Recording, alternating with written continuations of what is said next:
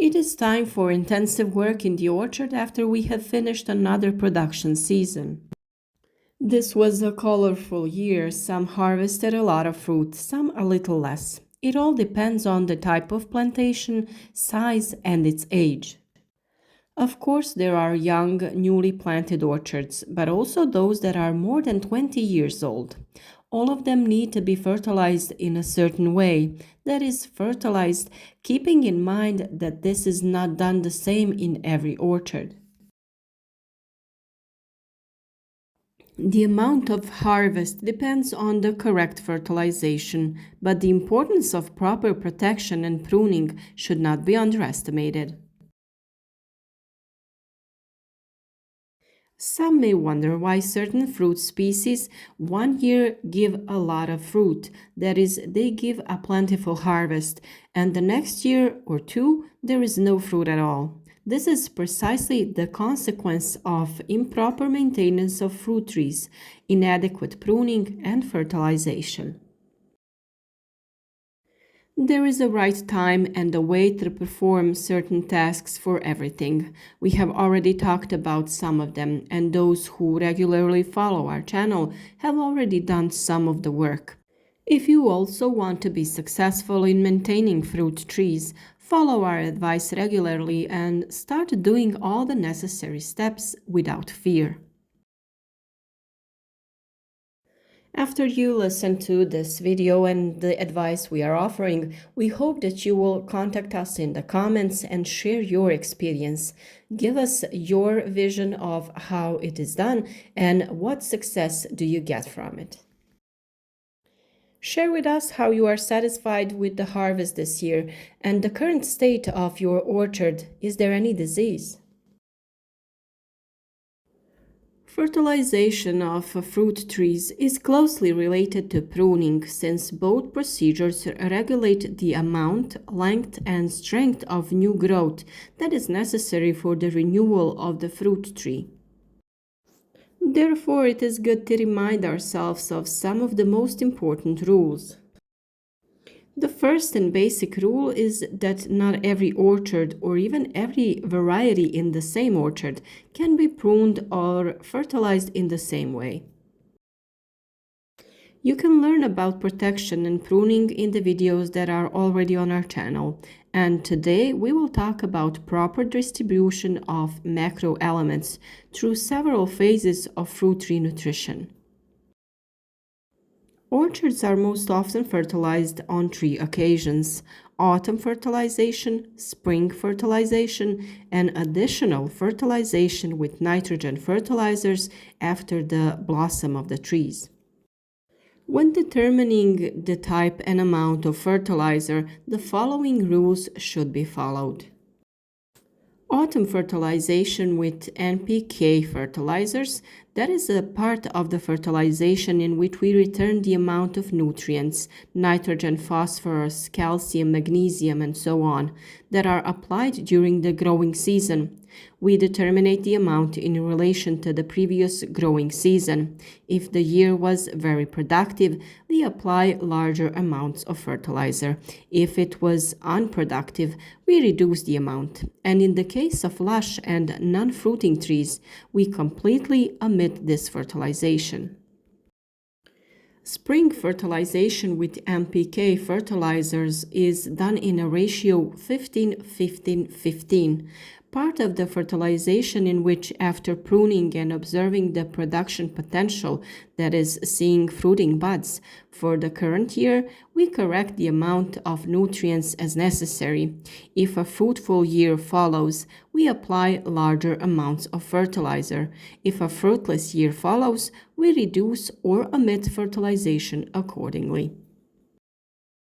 Then we have nitrogen. Supplementary fertilization with nitrogen fertilizers primarily depends on the state of the plantation or variety vigor. The amount of nitrogen fertilizer is usually determined by the length of one-year branches and water intakes in the previous vegetation. The optimal length of one-year branches is 20 to 40 centimeters. They are thrown away after flowering so that they are available in the phenophase of shoot growth, fruit cell division, and cell wall growth. Any prolonged action of nitrogen and growth of shoot tips after the end of June is undesirable. This table shows an example of balanced fertilization for a grassy, optimally vigorous orchard after a normal fruiting year and with good potential for the following year. The annual nutrient requirements in a moderately vigorous and normally productive orchard are in kilograms per hectare: 60 to 70 of nitrogen, 30 to 40 of phosphorus, 120 of potassium, 20 of magnesium, and 150 of calcium. And here it is shown how to distribute them in 3 phases. After harvest, the fruit tree is freed from the fruits and consumers of nutrients, and these can be spent on the development of flower buds, ripening and lignification of newly grown wood, and on autumn root growth until the beginning of leaf fall. Autumn root growth is very important because during this period the root doesn't compete with the growth of the above ground part and can adequately prepare for spring. Spring root growth is most often in competition with the growth of shoots and the beginning of flowering because at the same time both root growth and growth of above ground organs start from reserves. Root activity only occurs at soil temperatures about 8 to 10 degrees Celsius.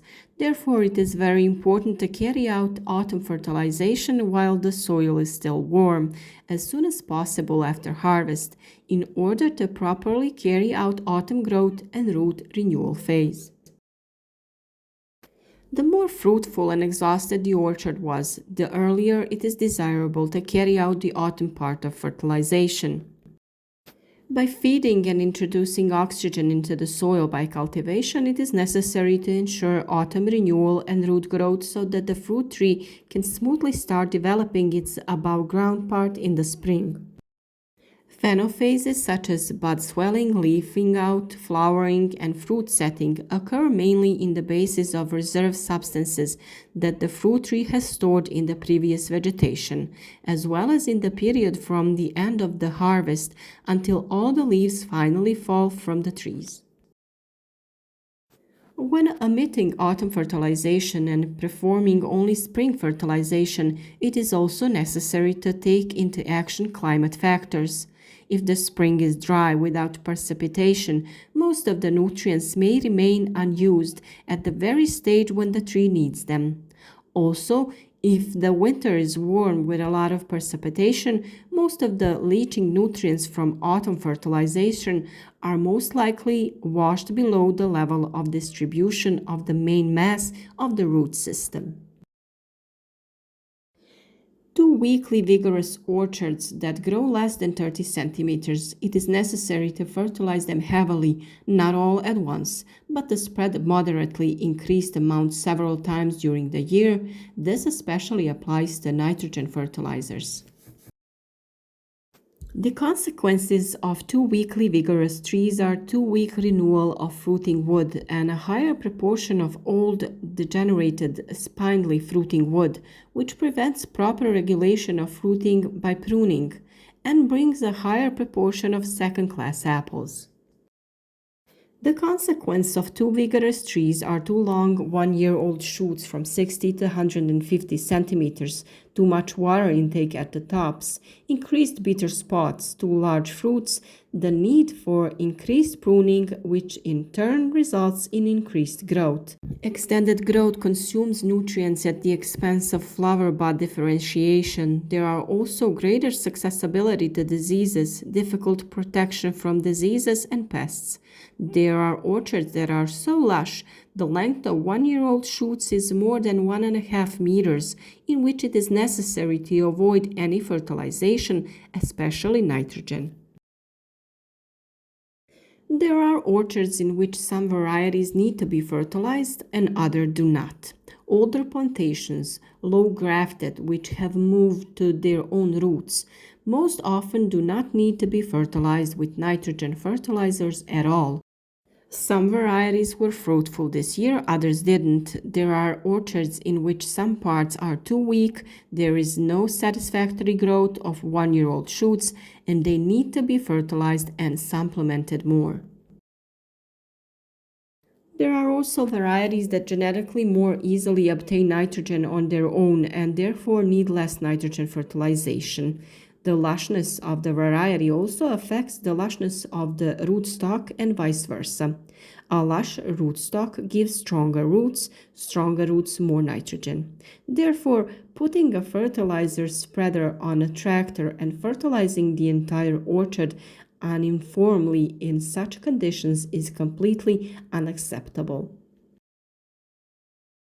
In some orchards, the trees are of different vigor. Therefore, such an orchard should not be fertilized by spreading the same amount of mineral fertilizers uniformly throughout the entire plantation. Weak trees will always receive less than they need, and overly vigorous trees will always receive more than they need. In both cases, we continue to have unfavorable conditions for a quality and quantity regular apple yield. Therefore, it is of great importance that fertilization is carried out by hand so that each tree receives its own appropriate amount of mineral fertilizers. Once the orchard is balanced, we can continue spreading it widely or in stripes with a tractor spreader, depending on the rows and varieties, yield, age, and vigor. We often recommend you to do a soil analysis, and when taking soil samples for analysis, it is necessary to take care that we take samples from the zone that we are fertilizing with fertilizers. After the 10th year from planting, the root system already spreads over almost the entire surface of the orchard. We cannot take samples for analysis from the average of the entire surface if we fertilize by hand only under the rows or trees. And let's not forget to mention that root growth sometimes lacks oxygen. Let's not forget that the root growth requires three things: food, water, and oxygen. Therefore, it is advisable to carry out a 20 to 30 centimeter deep tillage after fertilization to provide oxygen along with mineral fertilizers for root growth. There is usually enough moisture in the fall anyway. We hope that these tips will be useful if you were in doubt about how much nutrients should be replaced with fruit trees in order to ensure a high quality harvest next time. Of course, don't forget to watch the video tips on protection and pruning, as these are also key steps in successful growing season. And of course, if this video was helpful, support our work with a like, share this video with your friends, and if you haven't already, subscribe to our channel so you don't miss any useful tips.